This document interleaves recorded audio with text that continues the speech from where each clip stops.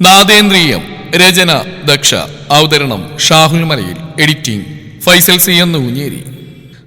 നീ എന്താടി ഭാര്യ ഒരുമാതിരി പോലീസുകാർ പ്രതികളെ നോക്കുന്ന കൂട്ട് എന്നെ ഇങ്ങനെ ചെറഞ്ഞു നോക്കുന്നേ? അവൻ പറഞ്ഞുകൊണ്ട് ആൾക്കൂനിലേക്ക് വന്നു നിന്നു. എന്താ നിങ്ങൾ ഫോണിലൂടെ പറഞ്ഞിട്ട് അർത്ഥം? ആൾ അവന്റെ കളിയോടെയുള്ള സംസാരം തെള്ളിമേശാത്ത പോലെ അവനോട് മറുചോദ്യം ആരാഞ്ഞു. അർത്ഥങ്ങൾ ഓരോന്നിനും പല തരമാണ് ഭൂമി. അതിൽ എന്തിന്റെ അർത്ഥമാ എന്റെ ടീച്ചറമ്മക്ക് അറിയേണ്ടത്? അവൻ ചോദിച്ചുകൊണ്ട് സൂത്രത്തിൽ അകത്തേക്കാരാൻ ശ്രമിച്ചു. അവളുടെ വലതുകൈ അവന്റെ ആ ഉദ്യമത്തെ തടഞ്ഞുകൊണ്ട് വാതിൽ പിടിക്കുമേലെ തടസ്സം സൃഷ്ടിച്ചിരുന്നു. ഞാൻ തമാശ പറഞ്ഞല്ല, അവൾ അവൻ നോക്കി കാര്യബാധയിൽ പറഞ്ഞു. ഞാനങ്ങനെ തമാശ പറയാൻ വേണ്ടി ആർക്കു മുമ്പിലും നിന്ന് കൊടുക്കാറില്ല. അവൻ പറഞ്ഞുകൊണ്ട് അവളുടെ കൈകൾക്കിടയിലൂടെ നൂണ്ടുകൊണ്ട് അകത്തേക്ക് കയറി. നാഥാ, അവൾ അല്പം ദേഷ്യത്തിൽ തന്നെ അവനെ വിളിച്ചു. എന്തോ? അവൻ അവളെ നോക്കാൻ നീട്ടിയൊന്ന് വിളികേട്ടുകൊണ്ട് അവിടെ ടേബിളിലായിരുന്ന വെള്ളം ചെക്ക് അപ്പാടെടുത്ത് വായിലേക്ക് അമിഴ്ത്തി. എനിക്ക് ഞാൻ ചോദ്യത്തിനുള്ള ഉത്തരം വേണം. അവൾ വെള്ളം കുടിക്കുന്നവനരികിലേക്ക് ചെന്നുകൊണ്ട് അവനെ തനിക്ക് നേരെ തിരിച്ചുകൊണ്ട് കടുപ്പിച്ച് പറഞ്ഞു. എന്ത് ചോദ്യത്തിനുള്ള ഉത്തര എന്റെ ഭാര്യയ്ക്ക് വേണ്ടത്? അവൻ വായ്ഭാഗം ഒന്ന് അമർത്തി തുടച്ചുകൊണ്ട് അവളോട് തിരക്കി. എന്താ നിങ്ങളുടെ മനസ്സിന്? എന്താ നേരത്തെ ഫോണിലൂടെ പറഞ്ഞതിൻ്റെ അർത്ഥം? നിങ്ങൾ ചന്ദനക്കാവ് ഉത്സവം നടത്താൻ പോവാണോ? എന്നിട്ട് നേരത്തെ പറഞ്ഞ കൂട്ടത്തില് എന്നോട് ഇത് മാത്രം എന്തിനാ മറച്ചു വെച്ചേ? ഇപ്പം എന്താ ഇങ്ങനെ തീരുമാനം എടുക്കാൻ മാത്രം ഉണ്ടായേ? അയാൾ ആ കാരണവരെന്തെങ്കിലും പറഞ്ഞോ? അതാണ് ഇപ്പോൾ പെട്ടെന്ന് ഇങ്ങനെ തീരുമാനം എടുക്കാൻ കാരണം? ആളവനെ നോക്കി ഒപ്രാളത്തോടെ തിരക്കി. നീ ഇതെന്താണ് ചോദ്യോത്തര പങ്ക്തിയിലെ കൂട്ടു ചോദ്യത്തിന് മുകളിൽ ചോദ്യമായിട്ട് വരുന്നേ? ഒന്ന് ഇടവിട്ട് ചോദിക്കടി ബൊമ്മി. അവളെ നോക്കി പറഞ്ഞുകൊണ്ട് ആ ഊൺമേശയിലേക്കായി കയറിയിരുന്നു. നാഥാ, അവൾ തന്റെ ക്ഷമ കിട്ട പോലെ അവരെ നോക്കി പല്ലടിച്ചുകൊണ്ട് വിളിച്ചു. ശരി, അതിങ്ങനെ കടിച്ചു പൊട്ടിച്ച് ഉള്ള ചന്തം കൂടി കളയണ്ട. അവൻ പറഞ്ഞുകൊണ്ട് അവളെ തനിക്കരികിലേക്കായി വലിച്ചു ചേർത്തു. ഇനി പറയൂ, എന്താ എന്റെ യക്ഷിക്കുഞ്ഞിനെ അറിയേണ്ടത്? ഇങ്ങനൊരു തീരുമാനത്തിലെത്താനുള്ള കാരണമാണോ? അവൻ തന്നെ ഗൗരവത്തിൽ നോക്കുന്നവളെ നോക്കി താളത്തിൽ ചോദിച്ചു. ഇത്ര നാളും തോന്നാത്ത കാര്യം ഇപ്പൊ പെട്ടെന്ന് തോന്നാൻ കാരണം എന്താ?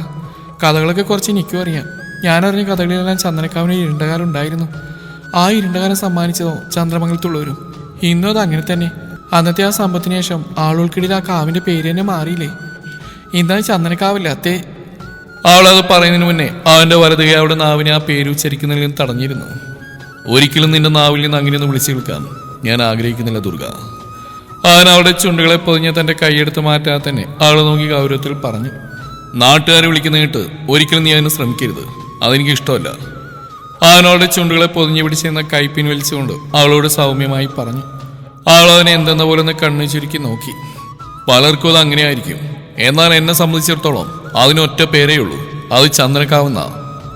അവൻ വാക്കുകളിൽ ദൃഢത വരുത്തിക്കൊണ്ട് പറഞ്ഞു. അവളുടെ നെറ്റിയിൽ രൂപപ്പെട്ട സംശയത്തിന്റെ വരകൾ കുറച്ചുകൂടി ദൃശ്യമായി കാണപ്പെട്ടു. എന്റെ അപ്പച്ചിയും വലിയ മുത്തശ്ശനൊക്കെ മരിക്കുമ്പോൾ എനിക്കൊരു 5 വയസ്സൊക്കെ ആയിട്ടുണ്ടാവും. അതുകൊണ്ട് തന്നെ കാര്യങ്ങൾ അത്ര എനിക്ക് ഓർമ്മയില്ല. എന്നെ സംബന്ധിച്ചിടത്തോളം ഇടയ്ക്കിടയ്ക്ക് അമ്മ പറഞ്ഞു തരാറുള്ള ചില കഥകളിൽ ഒതുങ്ങി നിൽക്കുന്ന 2 കഥാപാത്രങ്ങളാണ് അവർ രണ്ടുപേരും. അതിലേറ്റവും കൂടുതൽ നിറഞ്ഞു നിന്നിരുന്ന അപ്പച്ചി തന്നെയാ. അതുകൊണ്ടായിരിക്കും ആളുടെ മരണശേഷം പലരും ചന്ദനക്കാവിനെ ആ പേര് ചൊല്ലി വിളിച്ചിട്ടും എനിക്ക് വിളിക്കാൻ തോന്നാഞ്ഞത്. അത് മറ്റുള്ളവർ വിളിച്ചു കേൾക്കുന്ന ഇഷ്ടമില്ലാത്തതും അനുഭവിച്ചറിയാൻ കഴിയാതെ പോയ സ്നേഹത്തോടുള്ള ബഹുമാനമെന്നോ സ്നേഹമെന്നോ അങ്ങനെ എന്ത് വേണേലും അതിന് വിളിക്കാം.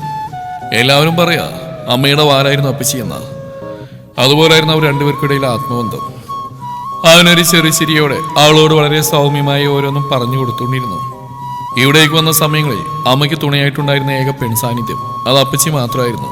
അമ്മയുടേക്ക് വരുമ്പോൾ അപ്പച്ചി ചെറിയ കുട്ടിയായിരുന്നു. ഏറിപ്പോയാൽ 15 വയസ്സ് കാണും. ഏതു നേരം അമ്മയുടെ വിരലിലും തൂങ്ങിങ്ങനെ നടക്കലായിരുന്നു ആളുടെ പണി.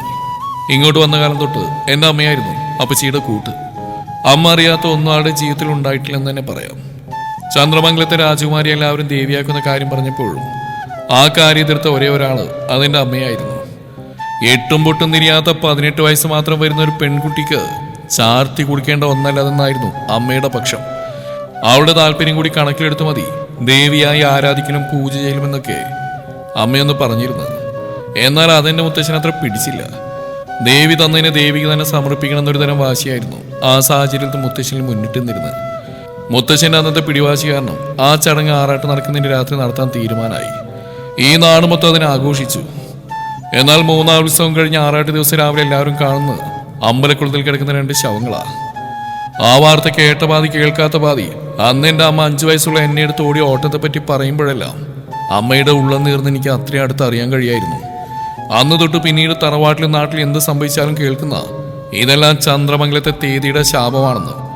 അത് ഊട്ടിയുറപ്പിക്കാൻ പോകുന്ന കാര്യങ്ങളായിരുന്നു. കാവിൽ അഷ്ടമംഗല പ്രശ്നം വെച്ചപ്പോൾ കണ്ടത് അത്രയും. അതിനെ അനുകൂലിക്കും പോലെ പലരും പല കഥകളും പാടി നടക്കാൻ തുടങ്ങി. അവൻ പറഞ്ഞുകൊണ്ട് ദീർഘമായി നിശ്വസിച്ചു. പിന്നീട് അങ്ങോട്ട് ചന്ദ്രമംഗലത്തിന്റെ കറുത്തുനാളിൽ തുടങ്ങിയെന്ന് പറയാം. ചെറുപ്പം മുതൽക്കേ ഓരോരുത്തരെയും മരണം കണ്ട് വളർന്നുകൊണ്ടായിരിക്കാം ഇന്നെനിക്ക് ആ മരണത്തോട് പേടിയില്ലാതായി തീർന്ന്. ആദ്യം ഭയമായിരുന്നു. പിന്നീട് അച്ഛനോട് ഞങ്ങൾ തനിച്ചാക്കി പോയപ്പോൾ ഭയന്നിരുന്നിട്ട് കാര്യമില്ലെന്ന് എനിക്ക് മനസ്സിലായി. എന്നാലാവും പോലെയെല്ലാം ഞാൻ അമ്മയെ സഹായിക്കാൻ തുടങ്ങി. നമ്മൾ പിന്നെ പഠിക്കാൻ പണ്ടേ കേമനായതുകൊണ്ട് അമ്മ എത്ര തള്ളി പഠിപ്പിച്ചിട്ടും പഠിച്ചില്ല. സ്കൂളിന്റെ പടി വരെ എന്നെ അമ്മ തള്ളിക്കൊണ്ടുപോയ ചരിത്രവരുണ്ട് എനിക്ക്. അവൻ അന്നത്തെ ആ ഓർമ്മയിലൊന്ന് ചിരിച്ചു. അവൾ തനിക്ക് മുമ്പിൽ ഇരിക്കുന്നവനെ ഒന്ന് വിടർന്ന കണ്ണാലെ നോക്കി. ആദ്യമായിട്ടാണ് അവൻ തന്നോട് ഇങ്ങനെ വാചാലനാവുന്നതെന്ന് അവൾ ഓർത്തു. ഓരോ കാര്യങ്ങൾ പറയുന്നതിനനുസരിച്ച് വിടരുകയും ചുരുങ്ങുകയും ചെയ്യുന്ന അവന്റെ കണ്ണുകളും ചുടികളും അവളിൽ ഒരു പാൽപുഞ്ചിരി വിരിയിച്ചു. എന്നെ വെച്ച് നോക്കുകയാണെങ്കിൽ ആ ഇസ്തിരിപ്പെട്ടി 100 ഭേദ. ഒന്നുമില്ല, അവൻ കോളേജിന്റെ പടിവരെ ചവിട്ടിയില്ലേ? അവൻ ചിരിയോടെ പറഞ്ഞു. നിനക്ക് നിന്റെ ഭർത്താവ് പഠിക്കാത്തവനായതിൽ കുറച്ചിലൊന്നുമില്ലല്ലോ അല്ലേ? അവനൊരു സംശയപാത്തിൽ അവളോട് തിരക്കി. അത് കേട്ടതും അതുവരെ അവൻ പറയുന്ന അത്രയും ആസ്വദിച്ച് കേട്ടുകൊണ്ടിരുന്നവൾ അവനെ ഒന്ന് കണ്ണു കൂർപ്പിച്ച് നോക്കി. പഠിപ്പില്ലാലെന്താ, കഴക്കോലിന് അത്രയും നീളുള്ളൊരു നാക്ക് തന്നിട്ടില്ലേ ദൈവം നിങ്ങൾക്ക്? അവൾ അവനെ നോക്കി ചുണ്ടുകൂട്ടിക്കൊണ്ട് പറഞ്ഞു. അല്ലെങ്കിൽ ഇനിയിപ്പോൾ നിനക്കെന്തെങ്കിലും ബുദ്ധിമുട്ടുണ്ടെങ്കിൽ അത് നീ അങ്ങ് സഹിച്ചേക്കടി പൊമ്മി. ഒന്നുമില്ലെങ്കിലും നിന്റെ നാദേട്ടന് നിന്നോട് ചങ്കറിച്ച സ്നേഹമില്ലേടി. അവൻ അവളുടെ കവിളിൽ കിള്ളിക്കൊണ്ട് കൊഞ്ചലോടെ പറഞ്ഞു. ഒവ്വ, ഇയാളുടെ ഈ ഒട്ടി വന്നുള്ള സ്നേഹം ഉണ്ടല്ലോ, അത് നിർത്തിയില്ലാച്ചാ സത്യമായിട്ട് ഞാൻ തന്നെ ഈ ചുമരിലൊട്ടിക്കും, പറഞ്ഞേക്കാം. അവൾ അവന്റെ കൈ തട്ടി മാറ്റിക്കൊണ്ട് കെറുവോടെ പറഞ്ഞു. ഓ പിന്നെ, എന്നിട്ട് നേരത്തെ എന്റെ കൈക്കുള്ളിൽ ഒട്ടിയിരിക്കുന്നപ്പോ എന്റെ യക്ഷിക്കുഞ്ഞെന്താ എന്നെ ചുമരിലൊട്ടിക്കാഞ്ഞ്? അവൻ ചോദിച്ചുകൊണ്ട് അവൾ ഒറ്റവലിക്ക് തന്റെ കൈക്കുള്ളിലാക്കി. ഇത്രയൊക്കെ സംഭവിച്ചിട്ടും നാളെ ഇത്രയായിട്ടും അതിനു പുറകെ പോവാതിരുന്ന എന്താ? അവൾ അവന്റെ ചോദ്യത്തെ പാടെ അവഗണിച്ചുകൊണ്ട് തിരക്കി. ഇത്ര നാളും അതിനെ പുറകെ പോവാതിരുന്ന് വേറൊന്നും കൊണ്ടല്ല. ഇക്കാലത്രയും ഞാൻ ജീവിച്ച് രുദ്രന് വേണ്ടിയാ. അതിന് പുറകെ പോയി എനിക്കിവിടെ എന്തെങ്കിലും സംഭവിച്ചാൽ പിന്നെ അവൻ ഒറ്റക്കാവും. അത് സംഭവിച്ചുകൂടാ. അപ്പോ ഇപ്പൊ എന്തിനാ മാറി ചിന്തിച്ച്? അതിന് മാത്രം എന്താ ഉണ്ടായേ? ഇപ്പൊ എന്റെ ചോര കുടിച്ച് അടങ്ങുമെന്നും പറഞ്ഞൊരു വെടക്ക് യക്ഷി അങ്ങ് വടക്കുമെന്ന് കെട്ടിയെടുത്തില്ലേ? അവൾക്കാണെങ്കിൽ 4 പാടും ശത്രുക്കളും. ഞാനാണെങ്കിൽ എപ്പോഴോ തോന്നിയൊരു തോന്നലിന്റെ പുറത്ത് അതിനെ അങ്ങ് എടുത്ത് തറയിലും വെച്ച് പോയി. ഇനിയിപ്പോ ചുമന്നുകൊണ്ട് നടക്കില്ലാതെ വേറെ വഴിയില്ലല്ലോ. അവൻ തന്റെ കൈക്കുള്ളിൽ ഒതുങ്ങി നിൽക്കുന്നവനെ നോക്കി. ഒരു താളത്തിൽ പറഞ്ഞതും അവളുടെ മുഖം കാർമേഘം കണക്കി ഇരുണ്ടിരുന്നു. ഞാൻ പറഞ്ഞു അയാളോട് എന്നെ ചുമന്നുകൊണ്ട് എടുക്കാൻ ഇല്ലല്ലോ, പിന്നെ ആദ്യം തമ്മിൽ എന്താ ബന്ധം? അവൾ പെട്ടെന്ന് പറയാമെന്ന് നിർത്തിക്കൊണ്ട് അവൻ മിഴിഞ്ഞ കണ്ണാലെ നോക്കി. നാഥാ? അവൾ വിശ്വാസം വരാതെ അവനെ നോക്കിയിരുന്ന അടുക്കത്തോടെ വിളിച്ചു. അവൻ അവളെ നെറ്റിയിൽ നെറ്റിമുട്ടിച്ച് വെച്ചുകൊണ്ട് വിളി കേട്ടു. അയാളാണോ? അവൾ വിശ്വാസം വരാതെ അവനെ നോക്കി ചോദിച്ചു. അറിയില്ല. അവൻ ഒറ്റ വാക്കിൽ അതിനുള്ള ഉത്തരം നൽകി. സത്യം പറയുന്ന നാഥ, ഇതിനെല്ലാം പിന്നിൽ ആരാന്ന് ഇയാൾക്കറിയില്ലേ? അവൾ അവനെ പുറകിലേക്ക് തള്ളിക്കൊണ്ട് കേട്ട കാര്യത്തിന് നടുക്കം വിട്ടുമാറാതെ അവനോട് ചോദിച്ചു. അറിയില്ല. ഇതുവരെ നടന്നതിന് പുറകിൽ ഇപ്പോൾ നടന്നുകൊണ്ടിരിക്കുന്നതിന് പുറകിലുമല്ല അയാൾ മാത്രമാണ് ഉള്ളതെന്ന് എനിക്കറിയില്ല. ഒരു ഉത്തരത്തിനായി തന്നെ മിഴിച്ച് നോക്കി നിൽക്കുന്നവളെ നോക്കി അവനത് പറഞ്ഞു. അവളുടെ മുഖമൊന്ന് ചുളിഞ്ഞു. ഒരു കാര്യം ഞാൻ നിനക്ക് ഉറപ്പ് തരാം. ഈ പ്രാവശ്യത്തെ ഉത്സവം കൊടിയിറങ്ങുമ്പോ ബാക്കിയാക്കിയ കണക്കിനെല്ലാം മേഘനാഥൻ വീട്ടിയിട്ടുണ്ടാവും. അതിനിപ്പോ മരിക്കേണ്ടി വന്നാൽ പോലും എനിക്കൊന്നുമില്ല. അവനെന്തോ മനസ്സിൽ ഉറപ്പിച്ച പോലെ അവളോട് പറഞ്ഞു. അപ്പൊ രുദ്ര അനാഥനാവില്ലേ? അവൾ എൻ്റെ ആ സംസാരം തീരെ ഇഷ്ടപ്പെടാത്ത പോലെ അവനെ കണ്ണുറപ്പിച്ചുകൊണ്ട് ചോദിച്ചു. ഓ, അതിനൊരു യക്ഷീനെ കൂട്ടിന് വിട്ടിട്ടുണ്ടല്ലോ. പറഞ്ഞു പൂർത്തിയാക്കുന്നതിന് മുന്നേ അവന്റെ കവിള് പുകഞ്ഞിരുന്നു. അടികൊണ്ട് പുകയുന്ന കവിളിൽ അവൻ കൈ ചേർത്തുകൊണ്ട് അവളെ കണ്ണുമിഴിച്ച് നോക്കിയതും അടുത്ത നിമിഷം അവൾ അവന്റെ തലമണ്ടക്കിട്ട് തന്നെ ഒരു കിഴുക്കും വെച്ചു കൊടുത്തിരുന്നു. എന്താണ് ഈ യക്ഷി ഇത്? നീ എന്തിനാണ് ഇങ്ങനെ ഉപദ്രവിക്കുന്നത്? അവൻ തന്നെ തുറിച്ചേൽക്കുന്നവൾ നോക്കി ചൊടിയോടെ തിരക്കി. ഞാനെന്താണോ തന്നെ അനിയനെ കൂട്ടിരിക്കാൻ വന്നാണോ? അവൾ ചോദിച്ചുകൊണ്ട് അവനെ ഷർട്ടിന്റെ കോടലായി കുത്തിപ്പിടിച്ചു. അതിന് നീ എന്തിനാണ് എന്റെ കാവിലടിച്ചു പൊട്ടിച്ചത്? അവൻ തന്റെ അടികൊണ്ട കാവിലും തിരുമ്മിക്കൊണ്ട് അവൾ നോക്കി കണ്ണുരുട്ടി ചോദിച്ചു. പിന്നെ വെടല വർത്താനം പറഞ്ഞ തന്നെ ഞാൻ ഒക്കത്ത് വെച്ച് കൊഞ്ചിക്കാം. ഞാൻ ഒരടിയിൽ ഒതുക്കി തന്നെ നിന്റെ ഭാഗ്യടോ ചൊറിയൻ ചേനെ. ഇനി മേലാലും എതിരി ചൊറി പിടിച്ച വർത്താനം കൊണ്ട് താൻ എന്റെ മുന്നിലേക്കാനും വന്നാലുണ്ടല്ലോ, അടുക്കളയിലിരിക്കുന്ന അമ്മിക്കുഴിയെടുത്ത് തന്നെ തലവഴിയിട്ട് തന്നെ ഞാൻ തന്നെ കൊല്ലും. പറഞ്ഞില്ലാന്ന് വേണ്ട. ചേടാ, അതിന് മാത്രം ഞാൻ എന്താണ് നിന്നോട് പറഞ്ഞ്? ഭാവിയിൽ അങ്ങനെയൊന്നും നാഥാ. അടുത്ത നിമിഷം തന്നെ ആളവനെ പറഞ്ഞ് പൂർത്തിയാകാൻ സമ്മതിക്കാതെ തന്റെ ശബ്ദമുയർത്തിയിരുന്നു. ഒരുപക്ഷെ ഇതാദ്യമായിട്ടായിരിക്കും അവനവളുടെ ശബ്ദം ഇത്രയും കാലത്തിൽ കേൾക്കുന്നത്. അതുവരെ അവളുടെ ആ ഭാവത്തിൽ രസം പിടിച്ചിരുന്നവൻ അവളുടെ ആ ഒറ്റാലറിൽ നിശബ്ദനായി എന്ന് തന്നെ പറയാം. അവൻ തനിക്കുമ്പിൽ നിൽക്കുന്നവരിൽ നിന്ന് കണ്ണുകൾ പിൻവലിക്കാൻ കഴിയാതെ പോയ നിമിഷങ്ങളിൽ ഒന്നായിരുന്നു അത്. മുന്നിൽ ക്രോധം തലക്ക് പിടിച്ച് നിൽക്കുന്നവളുടെ കണ്ണിലെ കോപാഗ്നി ഒരു നിമിഷം തന്നെ വിഴുങ്ങിയേക്കുമോ എന്നവന് തോന്നിപ്പോയ നിമിഷം. നിങ്ങൾക്ക് ഇന്നെ വെച്ച് കുട്ടികളെ കളിക്കാൻ ഈ ഒരു വിഷയം മാത്രമേ കിട്ടിയുള്ളൂ? അവൾ കോപമൊട്ടും കുറയാതെ അവനോട് ചോദിച്ചു. നിങ്ങൾ എന്നെ പലതും പറഞ്ഞ് ചോടിപ്പിച്ചിട്ടുണ്ടാവും, പക്ഷെ ഇത് ഇത്തിരി കടന്നുപോയി. അവൾ അവന് മുമ്പിലേക്ക് നിന്നുകൊണ്ട് ഗൗരവം തീർത്ത കണ്ണുകളോട് പറഞ്ഞു. അപ്പോഴും അവന്റെ കണ്ണുകൾ അവളിലെ ഓരോ ഭാവങ്ങളും ഒപ്പിയെടുക്കുന്ന തിരക്കിലാണ്. എപ്പോഴത്തെയും പോലെ ഇയാൾക്ക് കുട്ടികളി കളിക്കാൻ പറ്റിയ ഒന്നാണ് മരണം. തന്നെ മിഴിച്ചിമാതെ നോക്കി നിൽക്കുന്നവന് നേർക്ക് അവളൊരു പുച്ഛത്തോടെ ആ ചോദ്യം തൊടുത്തു വിട്ടു. നിങ്ങൾക്കൊരു പക്ഷെ അതങ്ങനെയായിരിക്കും, എന്നാൽ എനിക്കതൊരിക്കലും കുട്ടിക്കളിയല്ല. എന്നെ സംബന്ധിച്ച് അതൊരു പേടി സ്വപ്ന. ഞാൻ ഈ ലോകത്തെ ഏറ്റവും അധികം ഭയക്കുന്ന ഒന്ന്. ഒറ്റ രാത്രി കൊണ്ട് എന്നെ അനാഥയാക്കി തീർത്ത് അതിനോട് എനിക്കിന്ന് ഭയമാണ്. അത് പറയുമ്പോൾ അവളുടെ കണ്ണുകളിൽ മിന്നിമറിഞ്ഞ നിസ്സംഗതയിൽ തന്നെ അവന്റെ മിഴികൾ ഒരു നിമിഷം ഉടക്കി നിന്നു. നിങ്ങൾക്ക് മുന്നേ എന്റെ ജീവിതത്തിൽ ഉണ്ടായവരൊക്കെ ഒറ്റ ദിവസം കൊണ്ട് ആ ഭയം വിഴുങ്ങുന്ന നിസ്സഹായതയോടെ ഒരു കാഴ്ചക്കാരിയെ മാത്രം നോക്കിക്കേണ്ടി വന്നിട്ടുണ്ട് എനിക്ക്. അന്നെന്നിൽ ഉറഞ്ഞുകൂടിയ ഏകാന്തതയും അനാഥവും സമ്മാനിച്ച മുറിവുകൾ ഇപ്പോഴും പൂർണ്ണമായും കരിഞ്ഞിട്ടില്ല. ഇവിടേക്ക് വരുന്നിടം വരെ, നിങ്ങളുടെ തണൽ പറ്റി ജീവിക്കുന്നിടം വരെ അതിനിടയ്ക്ക് മുറിവേൽപ്പിക്കുമായിരുന്നു.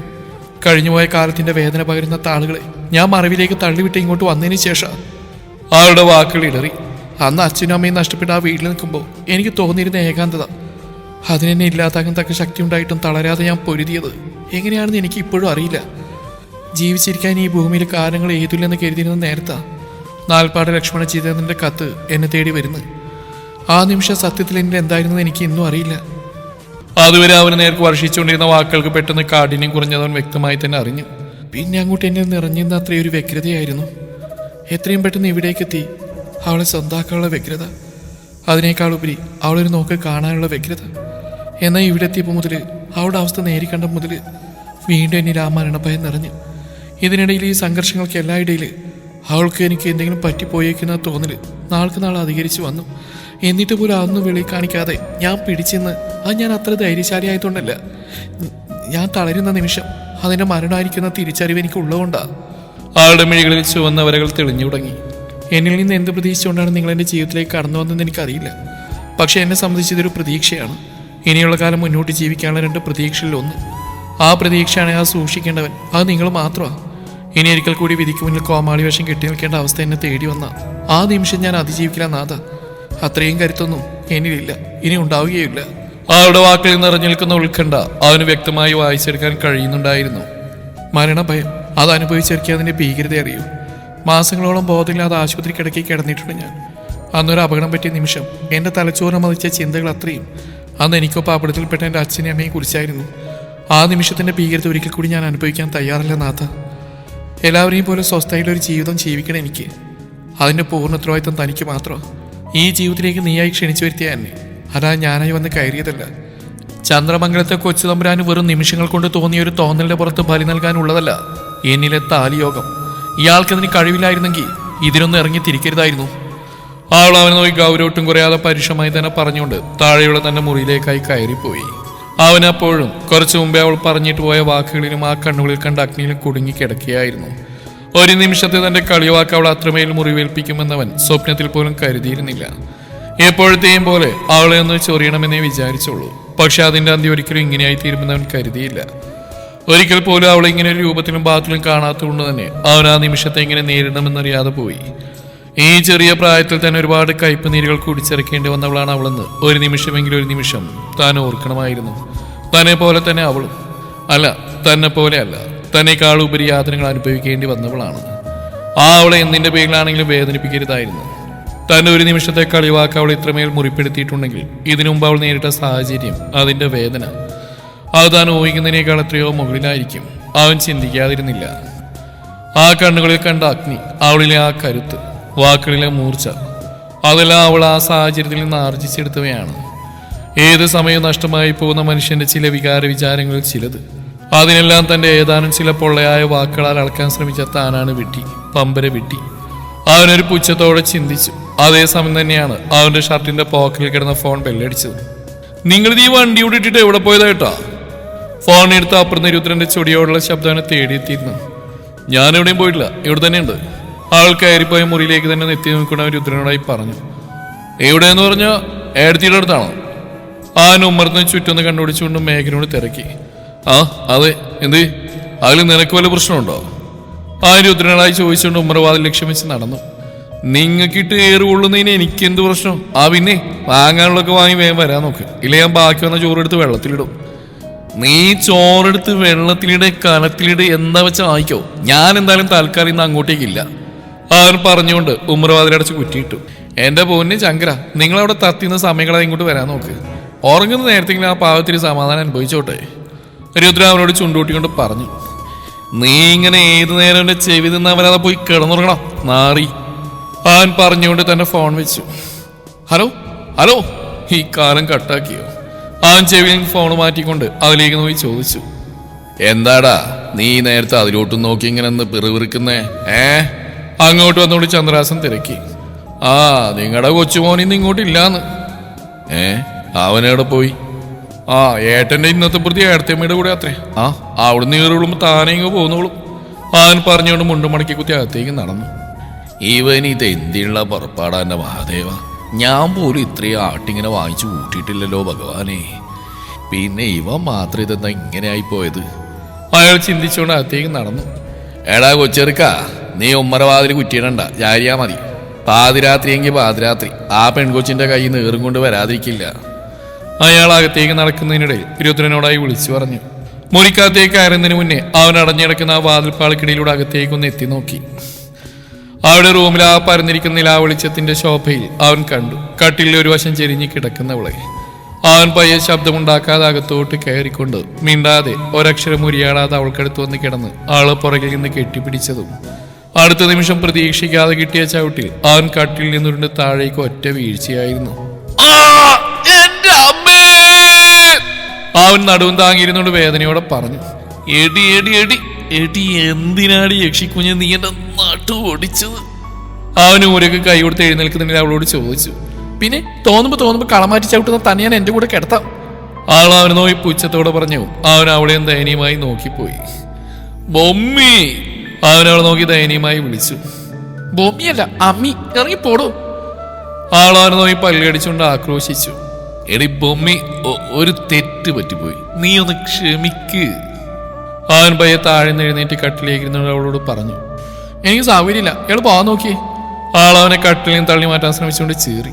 എന്റെ പൊന്ന് യക്ഷി കുഞ്ഞ്, സത്യമായിട്ടും നിന്റെ നാഥൻ അങ്ങനെ ഉദ്ദേശിച്ച് പറഞ്ഞല്ലേടി, എന്റെ മോളൊന്ന് ക്ഷമി.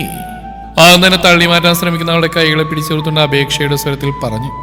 ഇയാൾക്ക് തോന്നുമ്പോ ഓരോന്ന് വിളിച്ചു പറഞ്ഞിട്ട് പിന്നെ വന്ന് ക്ഷമ ചോദിക്കുമ്പോൾ ഞാൻ ക്ഷമിക്കണം എന്നാണോ? അവൾ തന്റെ കൈകൾ കൂട്ടിപ്പിടിച്ചിരിക്കുന്നവന്റെ കൈകൾ രണ്ട് കുടഞ്ഞെറിഞ്ഞുകൊണ്ട് പറഞ്ഞതും അവൻ അത്യധികം ദയനീയമായ ഒരു ഭാവത്തിൽ അവളെ നോക്കി. അല്ലെങ്കിൽ ഒരു രജിസ്റ്ററിൽ ഒപ്പുവെച്ചെന്നല്ലാതെ നമ്മൾ തമ്മിൽ വേറെ ബന്ധങ്ങളൊന്നും ഇല്ലല്ലോ, അപ്പൊ ഇയാൾക്ക് എന്തുവേണം എന്നോട് പറയാലോ അല്ലേ? അവൾ കട്ടിലിനോട് പറഞ്ഞു. എന്റെ പൊന്നു കുഞ്ഞി, നീ എന്തൊക്കെയാണ് ഈ പറയുന്നത്? അവൻ അവൾക്ക് നേരെ തിരിഞ്ഞിരുന്നോണ്ട് തിരക്കി. ഞാൻ നിന്നോട് ചോദിച്ചല്ലടി ഭൂമി, നമുക്ക് ഏതെങ്കിലും അമ്പലത്തിൽ പോയി വിധിപ്രകാരം താലി കൂടി അങ്ങ് കിട്ടിയാലോന്ന്. അപ്പൊ നീയല്ലടി കാണി സമ്മതിക്കാണ്ടിരുന്നത്. അവൻ അവളെ നോക്കി സൗമ്യമായി പറഞ്ഞു. അവൾ മുഖം വീർപ്പിച്ചിരുന്നല്ലാതെ ഒന്നും പറയാൻ പോയില്ല. പിന്നെ ഞാനും കരുതി ഈ കാറും കുളക്കൊന്ന് ഒതുങ്ങിയിട്ട് മതി കെട്ടെന്ന്. അതിൽ പിന്നെ ഞാൻ നിന്റെ ആ തീരുമാനത്തെ എതിർക്കാതിരുന്നത്. അവൻ പറയുന്നതിനൊപ്പം അവളുടെ നേരിയതിന്റെ തുമ്പ് കയ്യിലേക്ക് എടുത്ത് അതും കിള്ളിപ്പറിച്ച് അവിടെ ഇരുന്നു. ഓ അപ്പൊ ഇയാള് നേരത്തെ അവൾ എന്തോ പറയാൻ പോയത് അവൻ അവളൊരു കൈ കൊണ്ട് ഇടുപ്പിലൂടെ ചുറ്റിപ്പിടിച്ച് മറുകയ്യാൽ അവളുടെ വായ മൂടി. ഞാനതിന് ക്ഷമ പറഞ്ഞില്ലേടി പെണ്ണേ, ഇനി മതിയടി. ഇനി നിനക്കത് പോരാന്നാണെങ്കിൽ എത്ര വട്ടമാണെങ്കിലും ക്ഷമ പറയാൻ തയ്യാറാ. അവൻ അങ്ങനെ ഒരു നിശ്വാസമകൽ അവളിലേക്ക് ചാഞ്ഞുകൊണ്ട് പറഞ്ഞു. എങ്കിൽ പറയും, ഞാൻ ക്ഷമിക്കുന്നവരെ പറയേ. അവൾ തന്റെ വായ മൂടിയിരിക്കുന്നവന്റെ കൈ അവിടെ നിന്ന് എടുത്തു മാറ്റിക്കൊണ്ട് അവനോട് ചൊടിയോടെ പറഞ്ഞതും അടുത്ത നിമിഷം അവന്റെ ചുണ്ടുകൾ അവളുടെ അധരങ്ങളിൽ നിന്ന് അമർന്നു പോകുന്നതിനൊപ്പം പതിയെ ഉരുവിടുകയും ചെയ്തു. തുടരും ഈ കഥയുടെ ബാക്കി ഭാഗം നാളെ ഇതേ സമയം.